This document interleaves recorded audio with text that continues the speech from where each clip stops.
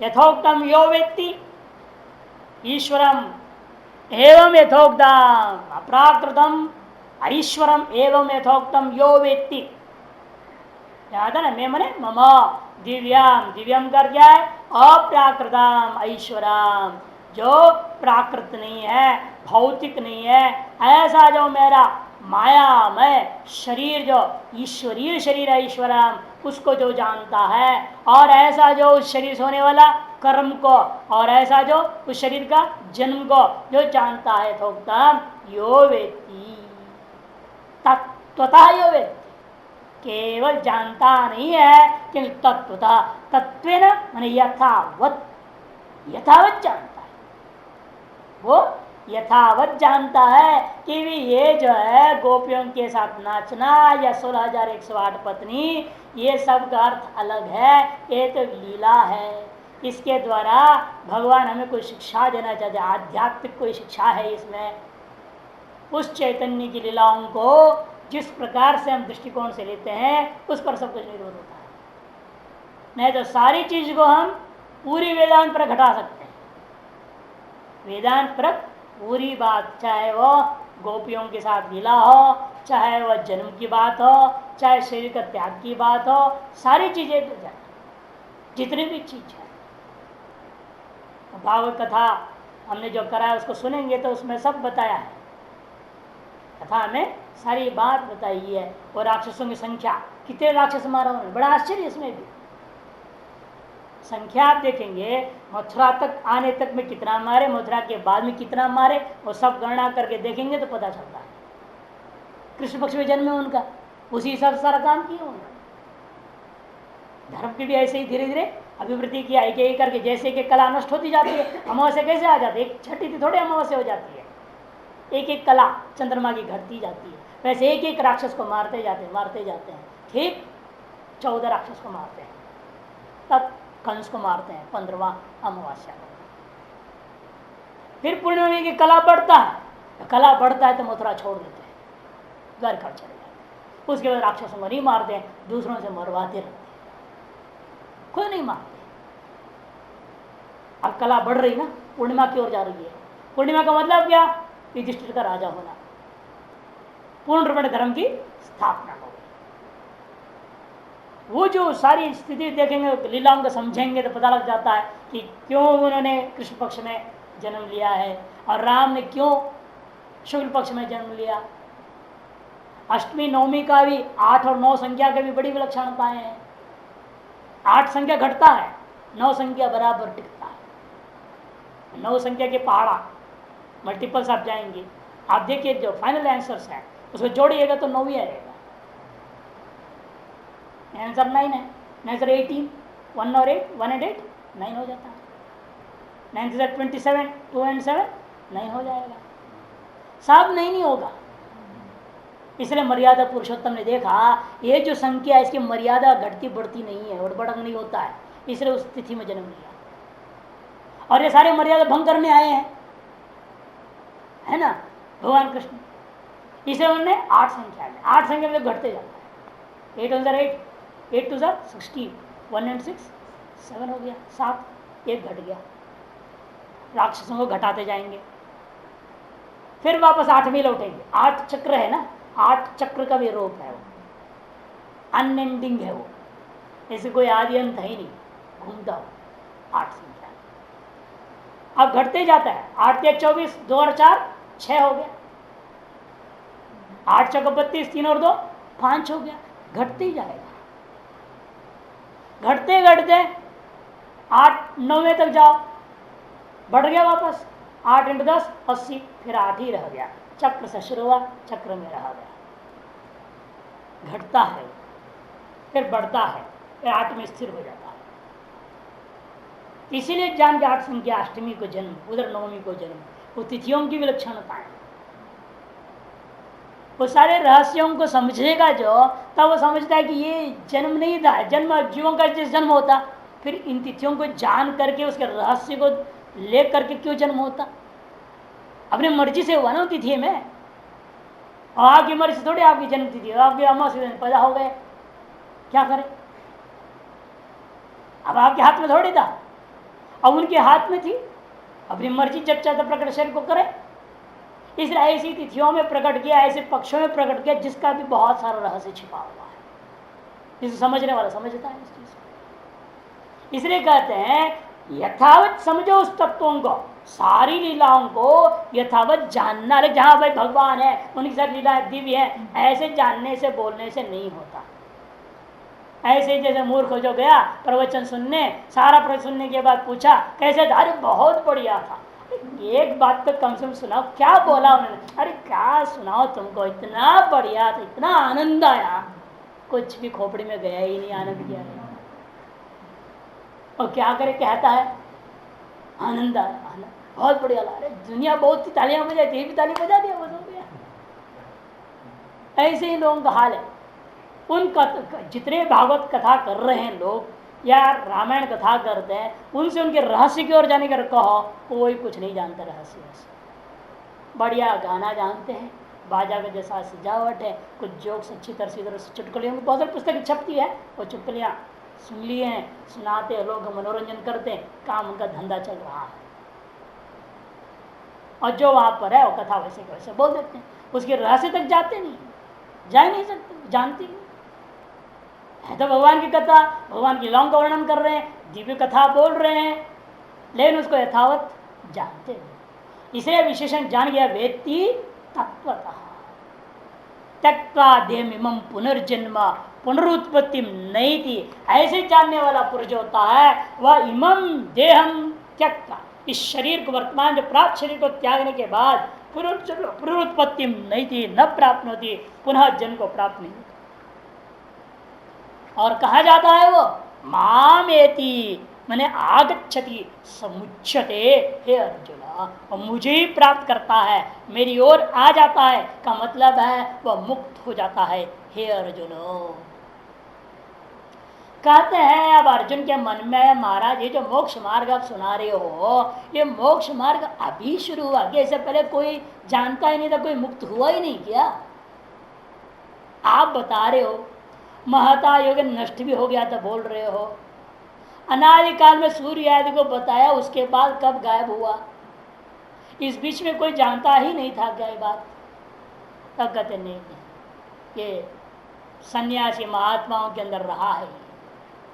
नैष मोक्ष मार्ग इदानीं प्रवृत्ता, ये जो मोक्ष मार्ग है अब प्रवृत्त हुआ है, ऐसा मत समझो। एष मोक्ष मार्ग इदानीं प्रवृत्ति न, इस समय मेरे द्वारा प्रवृत्त करा दिया जा रहा है, तुमको उपदेश दे करके, तुम्हारे माध्यम से, ऐसा मत सोचो।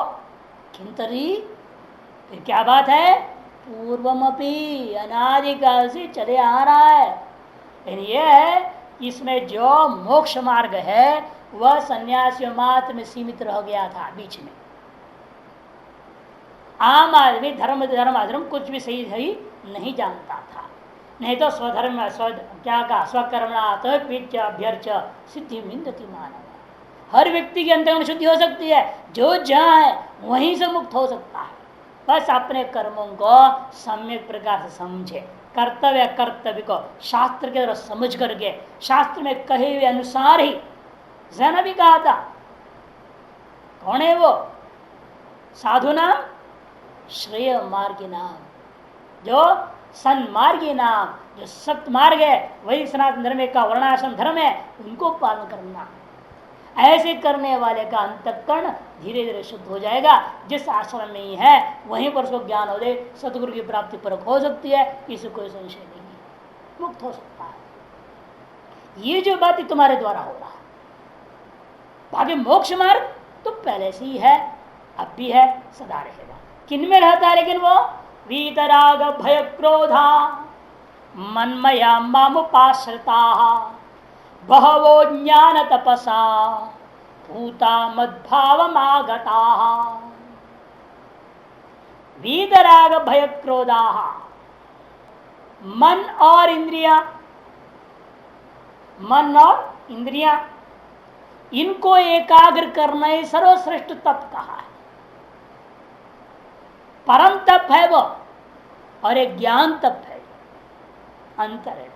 ज्ञान तपसा, ज्ञान तपसा, कर्म तप और शारीरिक तप, वाक तप, है ना, कायिक वाचिक मानसिक अनेक प्रकार के तप होते हैं। उन सभी तपों में परम तप क्या है? इंद्रिया मन सारे को उपसंहार कर लेना। उससे भी श्रेष्ठ कौन सा है? ज्ञान तप है। ज्ञान तप किसको कहते हैं? ज्ञानमेव च ज्ञानमेव तपः इति ज्ञान तप। कर्मधारय समास ज्ञानंच तपश्च इति ज्ञान तप। ऐसा द्वंद्व समास नहीं करना, दो चीज नहीं है यहाँ। ज्ञान तपोभ्याम बोलते, ज्ञान तपसा नहीं बोलते। इसलिए ज्ञानम एव तप इति ज्ञान तप कहना है। इस विषय में अभिगीता नामक एक ग्रंथ में जो संग्रह किया है इनके रहस्यों को, हर श्लोक का पीछे अर्जुन के दिमाग में क्या है वो प्रकट करते उसमें, और हर श्लोक के जवाब देने में भगवान के दिमाग में क्या क्या बात हो सकती है वो कल्पना करके उन्होंने बहुत सुंदर लिखा है। उसका नाम अभिगीता, पूरी गीता पे। हाँ, जबरदस्त। और अनुष्टुप छंद कहीं पर, कहीं आर्या छंद है, कहीं कौन सा छंद, बड़ा बड़ा छंद भी बना दिया। अभिगीता, अभिगीत मने अभिगीत इसको कहते हैं संशय रहित, संशय रहित का नाम अभिगीत। अभिगीत शिष्टाचार विषयत्वा, ऐसे नैयायिक लोग बार बार प्रयोग करते हैं। ये जो मंगलाचरण हम कर रहे हैं ये कोई गलत नहीं है, क्योंकि अविगीत शिष्टाचार विषयत्वा ऐसा उनका में शब्द होता है। विगीता संशयादिग्रस्त दूषित, अविगीता संशयादि रहित। विगानम विविध रूपेण गानम विप्रतिपत्ति वगैरह हम लोग इसी को विगानम विप्रतिपत्ति, उसको विगीता बोल दिया। न विगीता अविगीता, संशयादि विरुद्ध प्रतिपत्तियादि रहित होने का नाम ही अविगीता। स्त्रीलिंग में अविगीता नाम ग्रंथ पुस्तक का नाम रख दिया अविगीता। इस गीता के बारे में कुछ भी अब संशय ही नहीं रह गया, उसको पढ़ लोगे कहानी खत्म में और सारा संशय मिट जाएगा। उसका एक श्लोक सुना रहा हूं, देखो। ज्ञान तपस्या के ऊपर भगवान ने श्लोक में ज्ञान तपस्या क्यों प्रयोग कर दिया। आत्मस्वरूपम विदुषो धनंजय जस्यैतदेवोक्तम अनुत्तमं तपः। आत्मस्वरूपम विदुषो, हे धनंजय, हे नहीं है बोल दिया व्याख्या कर। आत्मस्वरूपम विदुषो धनंजय जस्यैतदेवोक्तम अनुत्तमं तपः। यद्दिव्य भावं मम जन्म कर्मणाम ज्ञाता विधत्ते शरणं सकीर्तनम्। इदं किल ज्ञान तपो अभिधीयते, इदं किल ज्ञान तपो अभिधीयते, इसी का नाम ज्ञान तप है। इदं किल ज्ञान तपो अभिधीयते भूयात् प्रभावस्य तथा अद्भुतो यतः। भूयात् प्रभावस्य तथा अद्भुतो यतः हिनस्ति तूर्णं यदनादिवासनां मूलं महद्यो प्रतिताखिल अंहसां।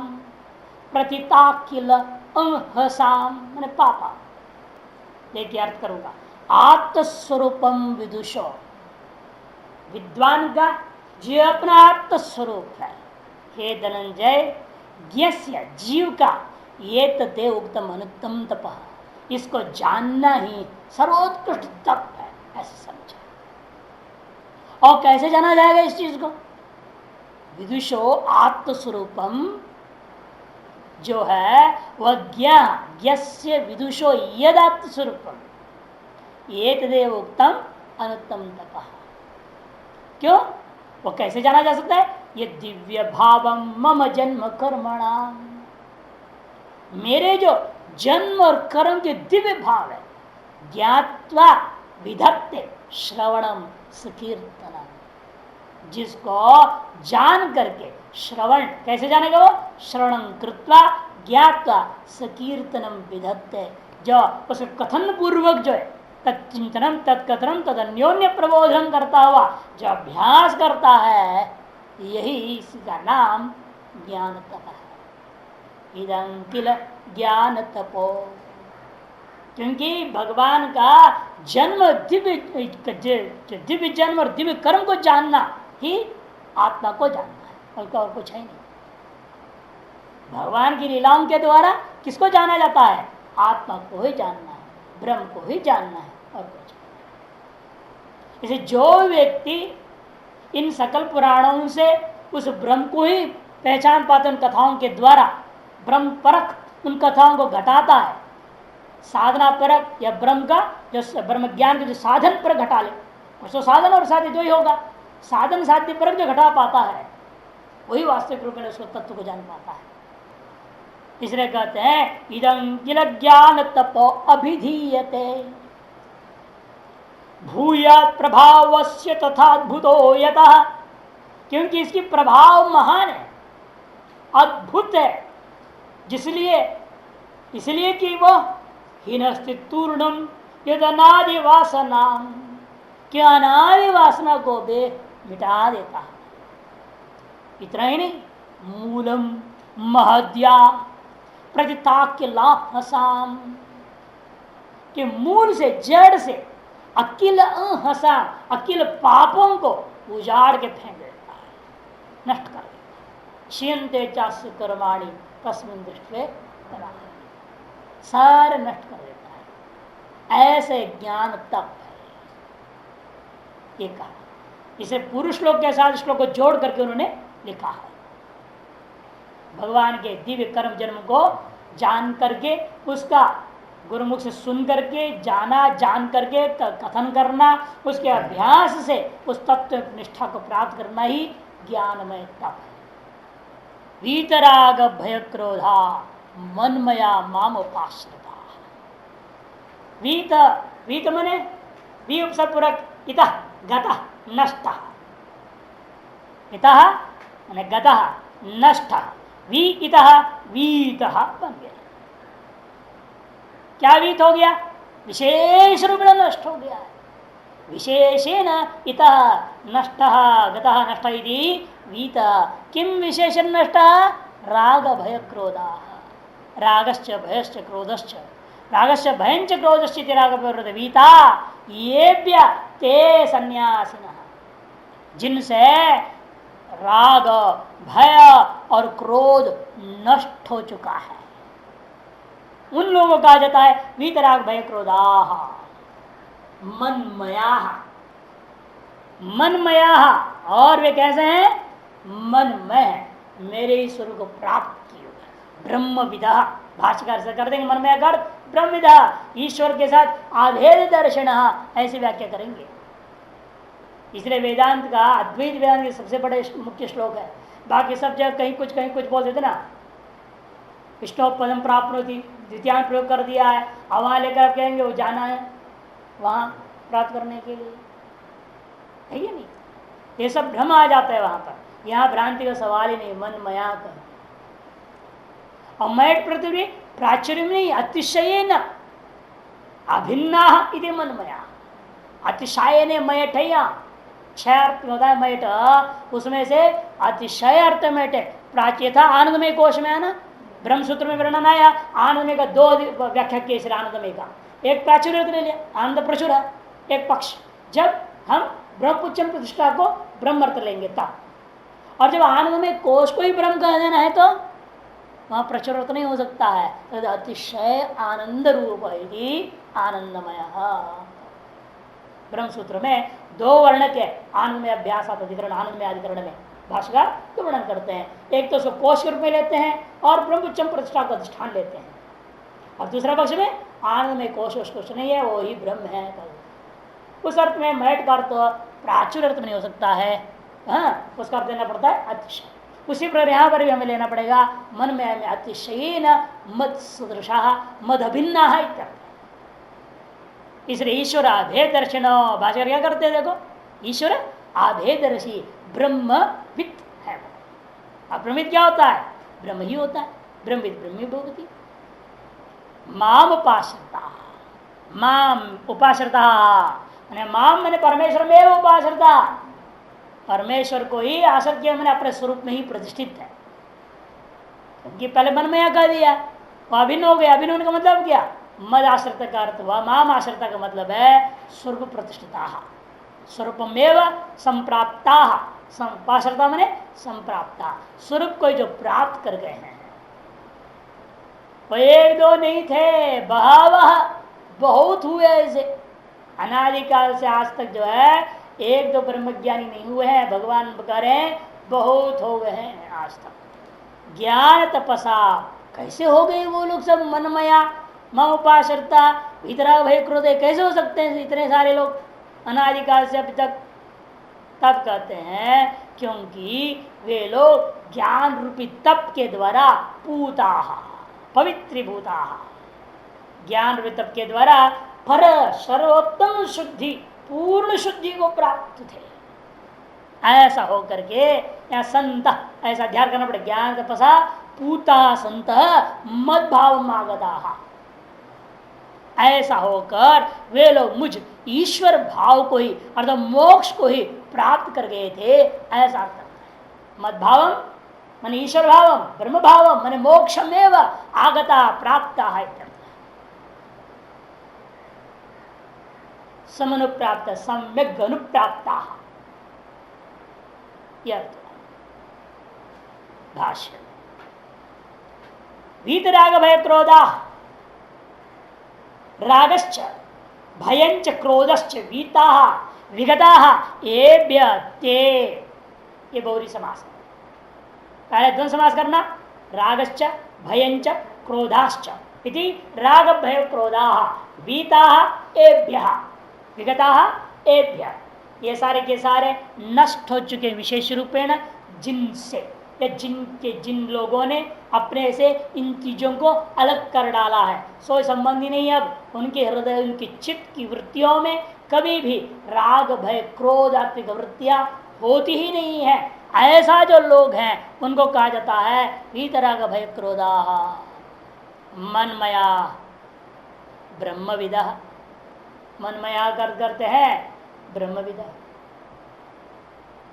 ये नहीं सोचना मत और मया अलग नहीं करना, मया कोई तृतीय क्वेश्चन असमद का उल्टा अर्थ नहीं करने का है ना, ऐसे भी कर सकता है मया तो या मया, हाँ ऐसा नहीं है। यहाँ मत शब्द से मयट, अस्मत शब्द से मयट हुआ, मयट होकर के बहुवचन में, क्योंकि सब बहुवचन है ना, भवः बहवः है, एक दो लोग नहीं है।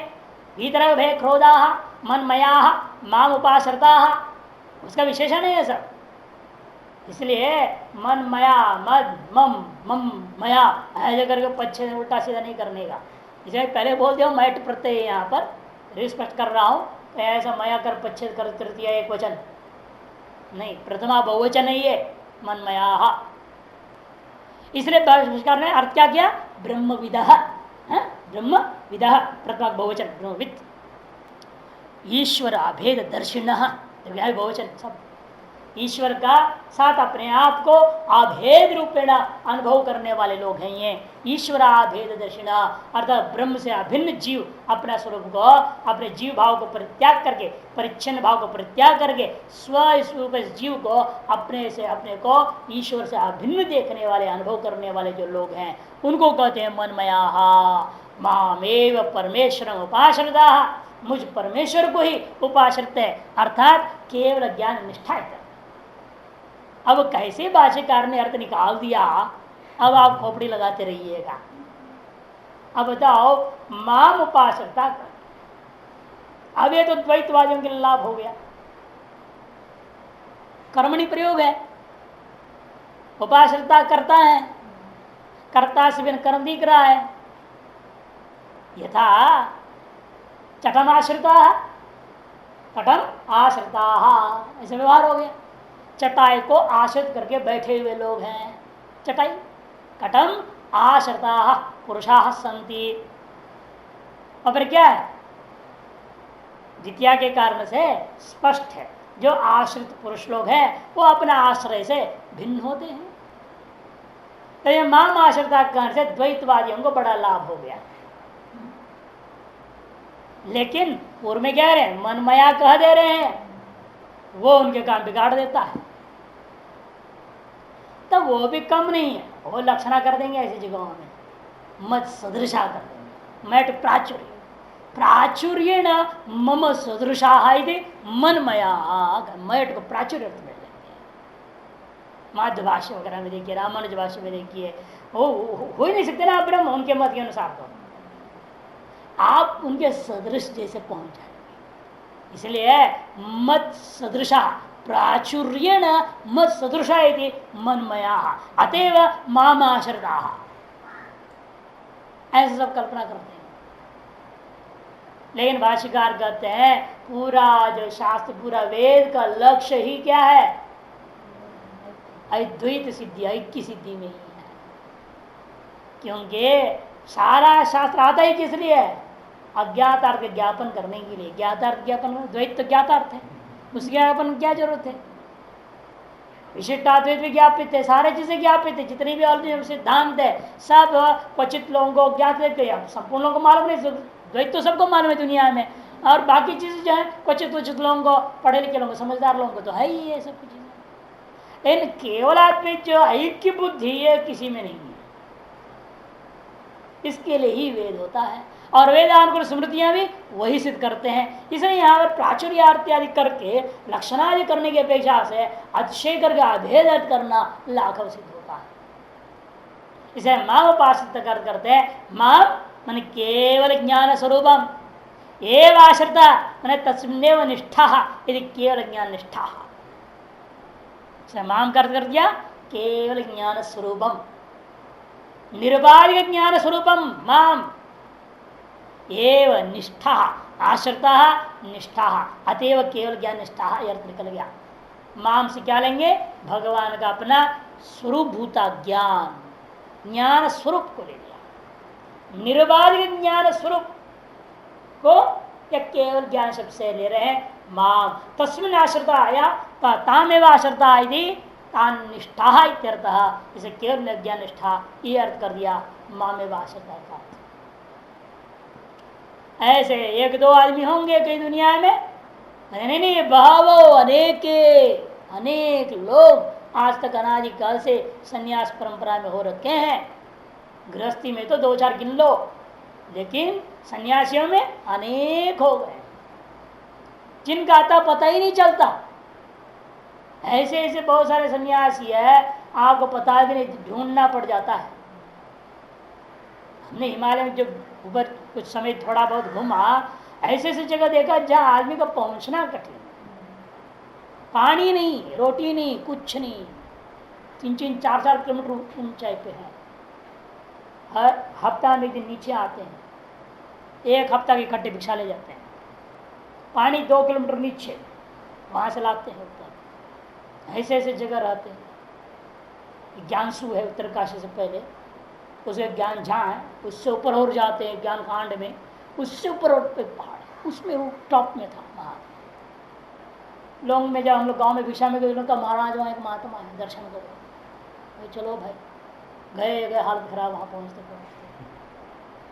जोंक, ये तो जो है वो जोंक पकड़ रहे गाँव में। लेकिन तीसरे गाँव में जब पहुँचे उन्होंने बता दिया ऐसे करो, तेल उन्होंने सरसों तेल नमक डाल करके लगा दिया, उसके बाद एक भी जोंक नहीं टच किया। तो वहाँ गए तो महात्मा मिले, कमाल है, ऐसे जगह रह रहे, पत्थरों से बनाया हुआ है, पत्थरों को ऐसे रख दिया, कोई झोंपड़ी नहीं, कोई कमरा नहीं, कुछ भी नहीं, पत्थरों को ही मुश्किल सजा दिया है। और ये जब भूकंप आए सारा उन पर ही गिरेगा वो। हाँ, अंदर रहते हैं, लकड़ियाँ लगा दिया, लकड़ी के ऊपर फ्लैट पत्थरों को रख दिया, ऊपर पत्थर बना दिया, वजन बना दिया, और उसके अंदर रहता है। गजब।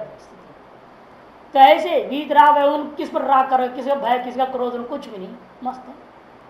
और क्या कर रहे हैं वो, एक ही शांकर भाष्य प्रस्थान तरीका, शांकर भाष्य के 3 पुस्तक, बस अब कुछ नहीं, मूल गुटका। और उसी में सब पेंसिल से नोट कर रखे हैं, जब पढ़ रहे होंगे उस समय किए हैं, चिंतन करने वहाँ बैठे हैं, और रोज है ना पारायण करते रहते, चिंतन करते रहते हैं। मनमया महामाश्रिता, केवल ज्ञान निष्ठा है। नीचे गाँव वाले बोल कहते कई बार वो नहीं आते हैं, तो गांव वाले जाते हैं देखने के लिए, पता नहीं बाबा बीमार हो सकता है, क्या पता, आपकी बार आई ही नहीं। फिर लोग राशन ले जाते हैं, रोटियां बना करके रेडीमेड ले जाते हैं, और चीज़ें रखते हैं, उसको सब पानी घोल दिया, अपना खा लिया। कौन सब्जी बनाया, कौन क्या खाया। रोटी को गीला कर दिया पानी में, खा गए नमक के साथ। ऐसे महात्मा तपस्या पूरी ज्ञान निष्ठा, यानी कि शारीरिक तप नहीं है, पढ़ लिख करके गए हैं, सारे चीज पढ़ करके, शास्त्रों को पढ़ के ब्रह्म ज्ञान परोक्ष ब्रह्म ज्ञान प्राप्त करके गए हैं गुरुमुख से। वहां इसी जगह बैठे हुए, वो चाहे कथा प्रवचन कर कमा नहीं सकते, ठाठ से रह सकते थे, कहीं मंडलेश्वर बन के रह सकते थे, कुछ नहीं। ऐसे हरि पर्वत पे हमने एक को देखा था महात्मा, वो तो गुफा में रहते थे हरि पर्वत। मस्त रहना, गांव में कभी गए नहीं गए, जो वह उनको क्या लाभ था, एक वहाँ गुजर लोगों का क्षेत्र था, गुजर लोगों के भैंस पाले, वो दूध देते थे फ्री में, और दूध पी करके रहते। आ गया रोटी पानी तो नहीं, दूध तो मिल रहा है, पी रहे अपने रह रखा, कोई आकांक्षा नहीं, यदि इच्छा आपने संतुष्ट, इसको कहते हो नहीं क्या।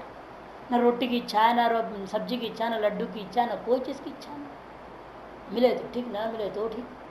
कभी कभी गांव वाले ले जाते थे, किसी का शादी वादी हो जाए तो लड्डू उड्डू के पैकेट ले जाते हैं, तो हफ्ता भर खाते रहेंगे उसको, नहीं है तो सालों भर नहीं है, क्या फर्क पड़ता है।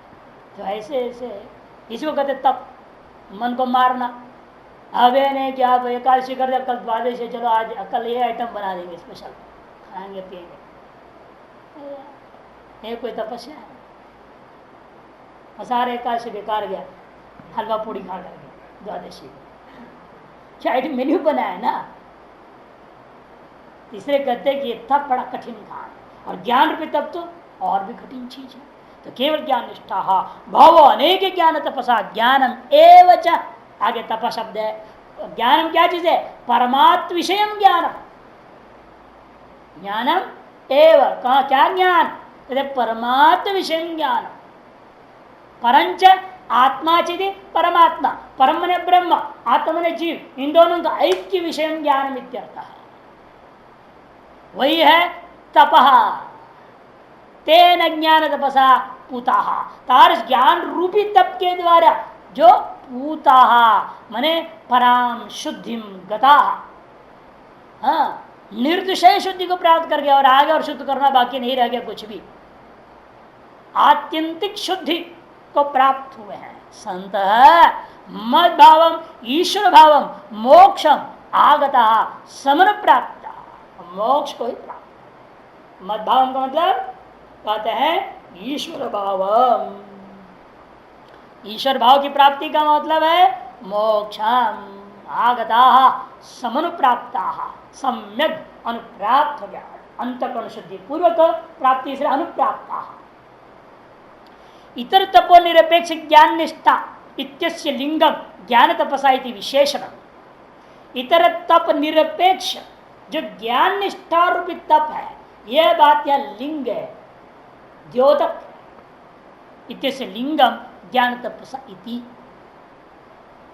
इतर तप निरपेक्ष ज्ञान निष्ठा ही तप है, अन्य तप तो पहले किया ये तप के योग्य होने के लिए, लेकिन अंत में जो है ज्ञान रूपी तप ही मोक्ष देता है, अन्य तप नहीं तो आप क्या करोगे भाई, आ जाएगा फिर कर्म ज्ञान समुच्चयवाद, इसलिए नहीं, ज्ञान निष्ठा ही मोक्ष का साधन, अन्य साधन निरपेक्ष ज्ञान मात्र ही मोक्ष का साधन है। जो अन्य साधन फिर किसने था पहले, वो ज्ञान प्राप्ति का साधन था, विद्या की प्राप्ति उपयोग अन्य सारे तप, और प्राप्त हो जाए एक बार विद्या, फिर उन साधनों की अपेक्षा नहीं है मोक्ष देने के लिए, विद्या अकेली ही दे देती है। इसलिए भाष्यकार जान के कह रहे हैं, हाँ ये ज्ञान तपसा, या भगवान ने शब्द प्रयोग करके यह द्योतन कर, लिंगम ने द्योतकम भवती, किस चीज का, इस चीज का कि ज्ञान निष्ठा अकेला ही मोक्ष को देता है, अन्य तप निरपेक्ष करके। इस विषय में ब्रह्म सूत्र दिया, भाषा दीपिका में देखो, तद अधिगम उत्तर पूर्वाघयोर अश्लेष विनाशो तदपदेशादि न्यायात, ब्रह्म सूत्र 4:1-13 4113।